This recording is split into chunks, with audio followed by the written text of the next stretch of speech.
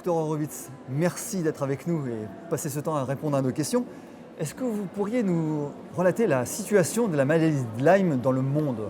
Oui, en fait, c'est une épidémie maintenant qui se répand aux États-Unis, en Europe.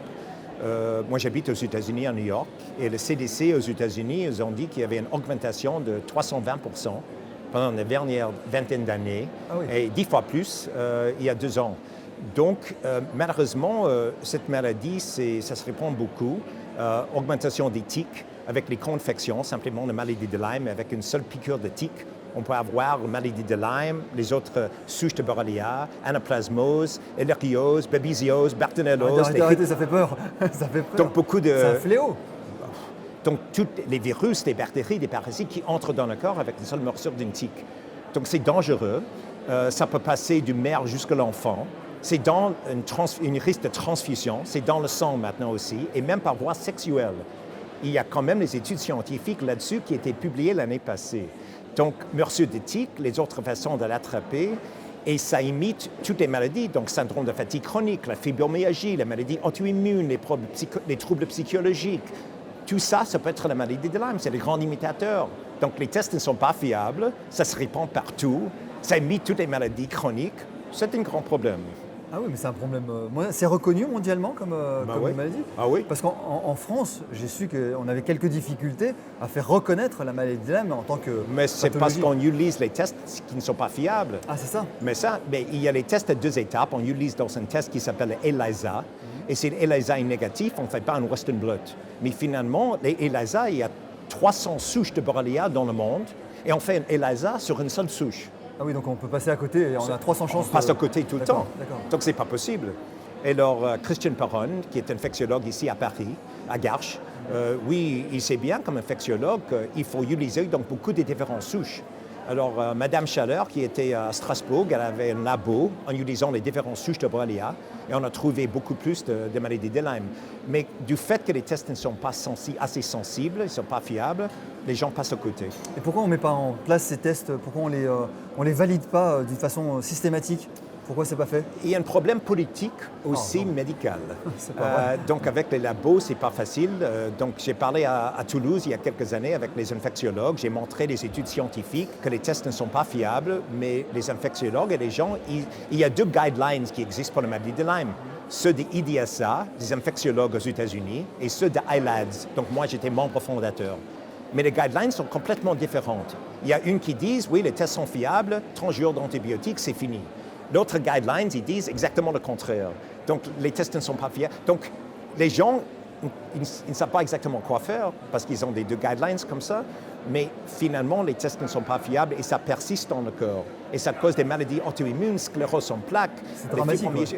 C'est vraiment horrible comme maladie. Alors, rassurez-nous, une fois que ça a été identifié, diagnostiqué, il y a un traitement qui fonctionne bien? Oui. En fait, les traitements, le problème avec les traitements, moi, je donne les produits naturels, donc les phytothérapies, et aussi les antibiotiques. Et j'ai fait des combinaisons des 2. Donc, ça marche. En dessous de 88% des patients améliorent chez moi, quand ils viennent chez moi. Les Français qui viennent chez moi, parfois qu'ils ont la maladie de Lyme, qui restent encore malades, moi, je trouve les parasites comme la babésiose, les bartonelloses, donc les autres co-infections qui sont dans le corps, et les médecins, ils ne cherchent pas pour les co-infections. Donc, les métaux lourds, les produits de l'environnement, toutes les choses qui causent l'inflammation dans le corps est responsable pour les symptômes de fatigue, des maux de tête, des douleurs, etc.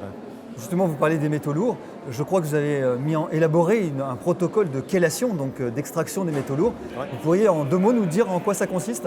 Oui, en fait, j'ai commencé il y a à peu près une quinzaine d'années de chercher pour les métaux lourds parce que le mercure cause exactement les mêmes symptômes que la maladie de Lyme. Ah oui, c'est similaire? Oui, exactement similaire. Fatigue, maux de tête, les paresthésies, douleurs dans les articulations, les problèmes de mémoire, les problèmes psy. Le mercure cause ça et le maladie de Lyme, exactement la même chose. Donc, quand je tire les métaux lourds, je fais les chélations, à peu près 25% des gens, ils vont beaucoup mieux. Donc, j'utilise donc les produits naturels comme le boue, le chlorella, le charbon actif, mais aussi le DMSA. Parce que c'est nécessaire? C'est nécessaire chez certaines personnes. Et comment vous mettez en évidence l'intoxication par les métaux lourds? Il y a un test de 6 heures en utilisant le DMSA, c'est 30 mg par kilo. Donc ça reste une dose raisonnable? Oui, oui. Parce que on le prend simplement une fois. D'accord, une fois. Et donc, on regarde l'urine après 6 heures. 6 heures. pour regarder le taux de métaux lourds dans D'accord. l'urine. Et c'est mercure, cadmium, plomb, Cadmium, aluminium. aluminium, tout ça, oui. D'accord. Il y a combien de Oh, métaux oui, il y a lourds 10 métaux lourds. 10 métaux lourds principaux Oui, oui. connus. D'accord. Quelle est votre actualité? À quelle enquête vous allez vous consacrer? Oui, donc les tests, donc comment ça persiste, les choses naturelles qu'on peut faire, mais aussi les co-infections, mais aussi de faire une liaison avec toute la maladie chronique. Donc, vous allez voir que les infections, les toxines causent une inflammation. Donc, on voit ça avec la maladie de Lyme, chez les autistes, avec la sclérose en plaques, maladie d'Alzheimer.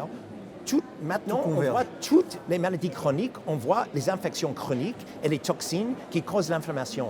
Donc, je vais faire les liaisons, je vais montrer aux gens dans la littérature scientifique, ce qui est publié, tout là-dessus, donc en disant, on ne sait pas la maladie de Lyme, qu'est-ce que c'est, on ne sait pas la maladie d'Alzheimer, quoi faire. Mais ce qu'on doit faire, c'est de traiter les infections et d'éliminer les toxines du corps et regarder bien les maladies auto-immunes qui sont causées par les infections et les toxines. Vaste programme. Merci d'avoir pris ce temps pour répondre à vos questions. Oui, et bien à sûr. très bientôt. Donc,